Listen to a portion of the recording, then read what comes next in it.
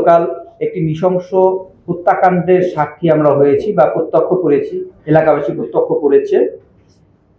সেটি ছিল কোতোয়ালি, ফরিদপুর জেলার কোতোয়ালি থানাধীন আলিয়াবাদ ইউনিয়নের গদাধরডাঙ্গি গ্রামে দাদি, উপু ও একজন প্রতিবেশীকে কুপিয়ে হত্যার ঘটনা।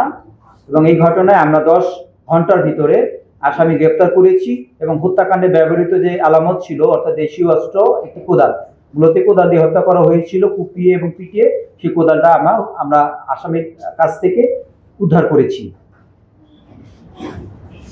তো এই যে উদ্ধার পরিচালনা বা মামলা ডিটেকশনে এই ক্ষেত্রে আমরা জেলা পুলিশের সাথে র্যাপিড অ্যাকশন ব্যাটালিয়ন ফরিদপুর শাখার ঐকান্তিক সহযোগিতায় আমরা খুব দ্রুততম সময়ের ভিতরে এই হত্যাকাণ্ডের রহস্যোদ্ঘাটন করেছি। এজন্য আমি আমার যে সহকর্মী রয়েছে র্যাপিড অ্যাকশন ব্যাটালিয়নের এএসপি লুৎফর সাহেব সহ তার টিমকেও আমি ধন্যবাদ জানাচ্ছি যে আমাদের জেলা পুলিশকে সহযোগিতা করার জন্য। তো আমি ঘটনার বিবরণ আমি সংক্ষেপে একটু বলছি যে গত 27/4/2026 তারিখ সন্ধ্যা 7:30 ঘটিকার সময় একজন ভিকটিম, তার নাম কাবুল হোসেন, তিনি পেশায় একজন রিক্সা চালক। তিনি খাওয়া দাওয়া শেষে রাত 1:30টার সময় চা পান করার জন্য তিনি বাড়ি থেকে বের হন এবং পথে আরেকজন ভিকটিম আছে, তার নাম হলো রিয়াজুল মোল্লা। তার সাথে দেখা হলে তারা উভয় খুশি বাজার যাওয়ার জন্য রওনা দেন এবং রাত আনুমানিক 9 ঘটিকার সময় তারা গদাধার ডাঙ্গি গ্রামের হারুন মোল্লার বসত বাড়িতে পৌঁছলে, অর্থাৎ ঘটনাস্থল। বাড়ি থেকে তারা চিৎকার চেঁচামেচি শব্দ শুনতে পান।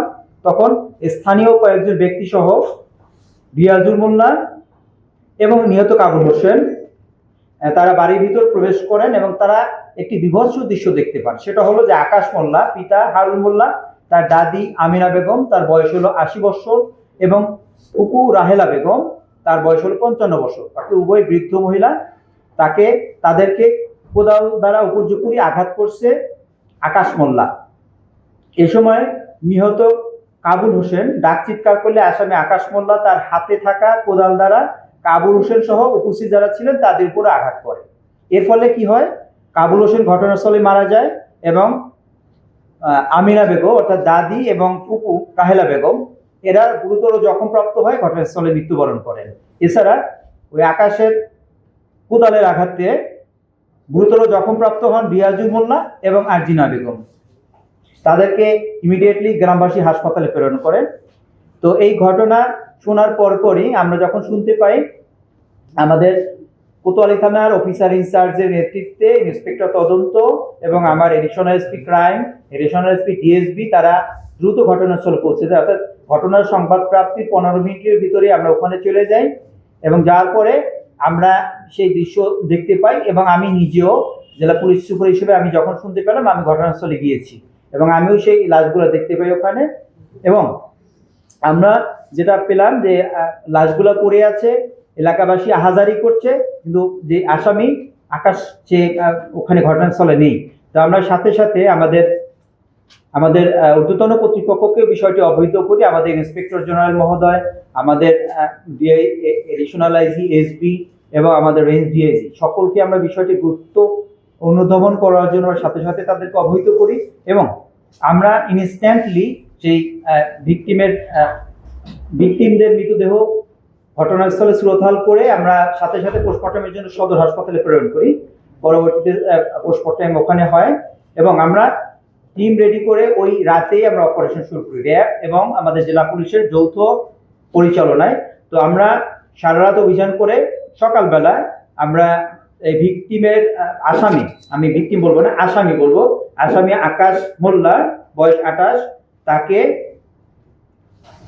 আমরা তার বসত বাড়ির অদূরে জনৈক লিয়াকতের কলা বাগান থেকে আমরা গ্রেপ্তার করি এবং গ্রেপ্তারের সময় তার নিকট হতে হত্যাকাণ্ডে ব্যবহৃত কোদালটি উদ্ধার করা হয়েছে এবং এটি মামলার অত্যন্ত গুরুত্বপূর্ণ একটি আলামত হিসাবে ইতিমধ্যে জব্দ করা হয়েছে। তো আমরা আসামির সাথে ইতিমধ্যে কথা বলেছি এবং সে বিভ্রান্তিকর বিভিন্ন ধরনের তথ্য দিচ্ছে, বাট আমরা এলাকাবাসী এবং বিভিন্ন সোর্স মারফত আমরা যেটা জেনেছি সেটা হলো যে তিনি মানসিকভাবে কিছুটা বিপর্যস্ত ছিলেন এবং মানসিক অসুস্থতার কিছু ওষুধ তিনি সেবন করতেন।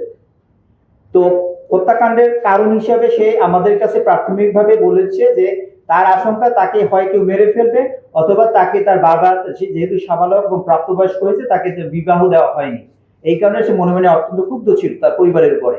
তো এই সে ক্ষুব্ধ এবং আক্রোশের বশবর্তী হয়ে সে মূলত এই হত্যাকাণ্ডটা ঘটিয়েছে বলে আমাদের কাছে প্রাথমিকভাবে মনে হচ্ছে।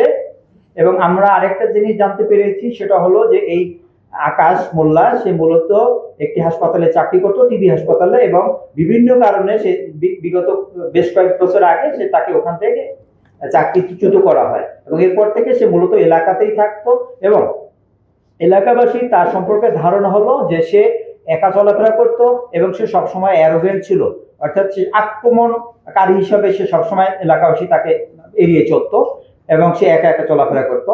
তো আমাদের কাছে প্রাথমিকভাবে আমরা যে সাক্ষ্য প্রমাণ পেয়েছি বা আমরা এলাকাবাসীর সাথে কথা বলে আমরা যেটা জানতে পেরেছি যে এই আকাশ, যেটা আমি আগে বলেছি, যে সে মানসিকভাবে কিছুটা বিপর্যস্ত ছিল বা অসুস্থ ছিল এরকমের, এবং সে মানসিক অসুস্থতার কিছু ওষুধ সেবন করতো। তারপরও আমাদের কাছে এটি মনে হয়েছে যে এটি একটি জঘন্য নৃশংসতম হত্যাকাণ্ড এবং এই হত্যাকাণ্ডের যে আসামি তাকে আমরা অ্যারেস্ট করেছি এবং আমরা তাকে আইনি হাতে সোপর্দ করব এবং বিজ্ঞ আদালতে তার যেভাবে বাংলাদেশে প্রচলিত আইনি যেভাবে বিচার হবে সেভাবেই হবে। তো আমরা ইতিমধ্যে এই ঘটনায় নিহত কাবুল হোসেনের স্ত্রী ও কোহিনুর বেগম তিনি বাদী হয়ে আমাদের কোতোয়ালি থানায় একটি মামলা রুজু করেছেন। মামলা নম্বর ৭৯, ধারা ৩০২, ৩০৭, ৩২৬ এবং ৩৪ বাংলাদেশ দণ্ডবিধি। তো এই ছিল সংক্ষেপে এই হত্যাকাণ্ডের ঘটনা। তো আমরা আপনাদেরকে এনশিওর করতে চাই যে জেলা পুলিশ ফরিদপুর এবং র্যাপিড অ্যাকশন ব্যাটালিয়ন আমরা যৌথভাবে কাজ করেছি এবং হত্যাকাণ্ডের 10 ঘন্টার ভিতরে আসামিকে আমরা ডিটেকশন করে তাকে গ্রেপ্তার করেছি।